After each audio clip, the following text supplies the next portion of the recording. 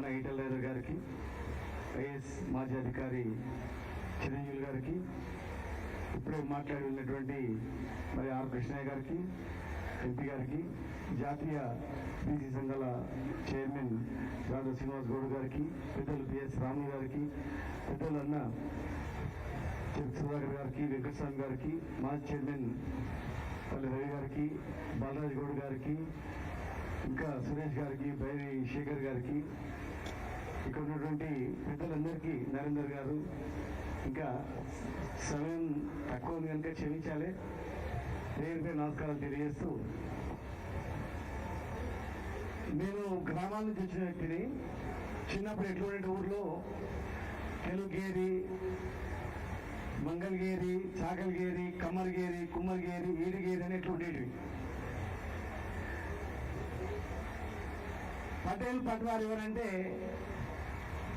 ఏ gear, ఈ గేర్లకి ఒక్కడు ఉండడు. ఊర్లో ఒకరో ఇద్దరు కోపటోళ్ళు ఉంటే వాళ్ళ షాపు, ఒకరికి బాబురాయలు ఉంటే పూజ, ఇంకెవరు ఉంటారు. కానీ ఈ గేర్లకించి ఒక్కడున్నాడు.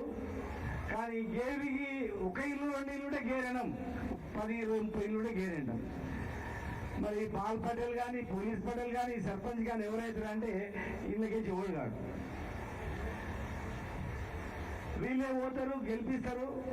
అన్నదానంలో పంచాయతీ అయినా, ఓన్ చేనులో ఓన్ గొర్రెలు మేసినా, బర్రెలు మేసినా దండగా కట్టాలి, బందర్పేటలో దండ కట్టించుకోవాలి, పంచాయతీ అయితే దండగ వేయాలి, ఫైన్ వేయాలి. ఈ పైసలతోనే అందరు మళ్ళీ కాళ్ళు వేళ్ళు మొక్కి పరిష్కారం చేసుకోవాలి. అంటే మనం ఓట్లు వేసి కూర్చోబెట్టి మళ్ళీ మనమే దండాలు పెట్టి ఎంత సాయం చేసిందా అని అనేవాళ్ళం. నోటిలో ఒక్కరో ఇద్దరు వాళ్ళు ఓటేసి గెలిపించిండ్రు. వాళ్ళకు ఒక స్కూల్ ఉండాలి, ఒక గుడి ఉండాలి, ఒక బడి ఉండాలి, వాళ్ళకు ఆరోగ్యం గురించి ఆలోచన చేయాలి, మంచినీళ్ళు ఉండాలని చెప్పి ఆలోచన చేసేవాళ్ళు. కానీ 90% పైగా ఏం ఆలోచన చేసేవాళ్ళంటే స్కూల్ ఉండదు, పేపర్ ఉండదు, బస్సు ఉండదు, ఏముండదు. వీళ్ళ అజ్ఞానంలో ఉండాలి, వీళ్ళ అజ్ఞానంలో బతకాలనేటువంటి ఆలోచన చేస్తూ ఉండేది. నాగరికత స్టార్ట్ అయిందే గ్రామాల నుంచి. అందుకే నరసింహరావు గారు ఇంతకుముందు కళాపరిషత్ అందరూ తీసుకొచ్చారు. కులానికి ఒక వృత్తిని సంబంధించినటువంటి, అంటే నాగరికత నేర్పింది, నాగరికత పుట్టింది, మనుషులు జీవించింది అక్కడ నుంచి. కానీ అది ఏమైందంటే సమాజంలో ఎవరు గౌరవం ఉందంటే చట్టసభలో ఉన్న వాళ్ళకే గౌరవం ఉంది. ఎమ్మెల్యే కావచ్చు, ఎంపీ కావచ్చు, సర్పంచ్ కావచ్చు, ప్రజాప్రతినిధులు ఉన్న వాళ్ళకి గౌరవం ఉంది. లక్షల కోట్లున్నా వాడికి ఏమైనా ఏడుకోవాలి, పొల్యూషన్ కోవాలి, ఎంఆర్ఓస్ కోవాలి, ఇంకెక్కడికైనా పోవాలి, హాస్పిటల్ కోవాలి. హాస్పిటల్ పోవాలంటే ఎవరు చెప్తే ఏంటంటే ఒక ఎమ్మెల్యేనో, ఎంపీ, మంత్రో, సర్పంచో ఎవరు చెప్తే గౌరవిస్తారు.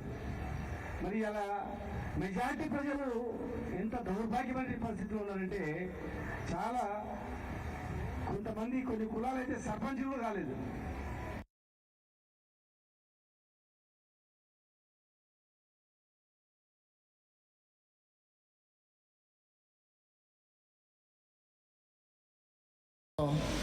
90-89% ఆయన అయితే నిలబడు తకానం అని చెప్పి భార్య భర్తలు నిలబడతారు పక్క పక్కల, మేము చూసుకుంటామని.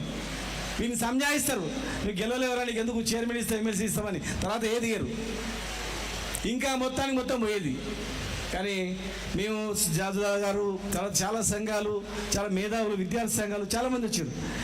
పెద్ద ఎత్తున గొడవ చేయడం జరిగింది. మరి మీరందరూ ఇక్కడ ఉన్న వాళ్ళు కూడా ఇక్కడ లొల్లి పెట్టడం జరిగింది.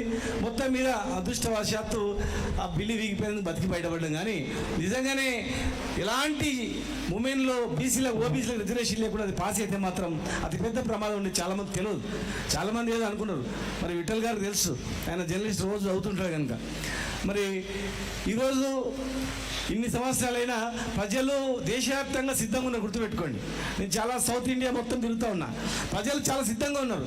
అక్కడ మొత్తం కూడా సౌత్ ఇండియాలో పెరియార్ కావచ్చు, నారాయణగురు కావచ్చు, మహానుభావులు ఇంకా చాలామంది, కామరాజ్ నాడర్ కావచ్చు, ఇప్పుడు ఉన్నట్టు కేరళ ముఖ్యమంత్రి కావచ్చు, అంతకుముందు ఉన్నటువంటి ఇప్పుడున్నటువంటి కర్ణాటక ముఖ్యమంత్రులు కావచ్చు, మహారాష్ట్ర ముఖ్యమంత్రులు కావచ్చు, పక్కల గోవా కావచ్చు, ఆంధ్రప్రదేశ్, తెలంగాణ తప్ప అక్కడ చాలా చైతన్యం ఉంది.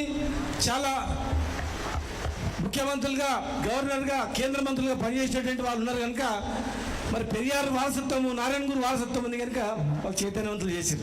మరి ఇక్కడ మనం చేయాల్సిన అవసరం ఉంది. మరి దాని వచ్చేసి ప్రజలు సిద్ధంగా ఉన్నారు, కానీ నాయకులు నడపాల. నాయకుల దగ్గరే ప్రాబ్లం ఉంది. నేను చూస్తున్నా కదా, నాయకులే అవగాహన తెచ్చుకోవాలి.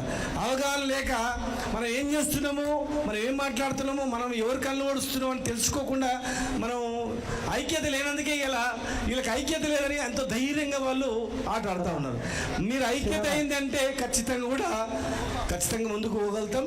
మరి ఈ ప్రయత్నాన్ని మరొకసారి నరసింహరావు గారు ఇట్లా సభ కాకుండా ఒక సెషన్ ఇలాంటి నాయకులకు అందరు పిలిచి మనం ఎట్లా మెలుచుకోవాలి, మన నాయకత్వాన్ని ఎట్లా కాపాడుకోవాలి, ఎదిగిన నాయకత్వాన్ని మనం ఎట్లా కాపాడుకోవాలి అనేటువంటిది వీళ్ళకి మనం చేసి వచ్చే సంవత్సరానికి 2 సంవత్సరాల్లో మరి బలమైనటువంటి నాయకత్వాన్ని అత్యధిక ఎంపీలు ఎమ్మెల్యేలు చట్టసభలు ఉండేటట్లు మీరు తీర్చిదిద్దాలని చెప్పని మా తరఫున సంపూర్ణ సహకారం ఉంటుందని చెప్పి మరొకసారి మిమ్మల్ని మనస్ఫూర్తిగా మిమ్మల్ని మార్కండేయ గారు మీ టీంని అభినందిస్తూ థ్యాంక్ యూ సార్. ధన్యవాదాలన్న.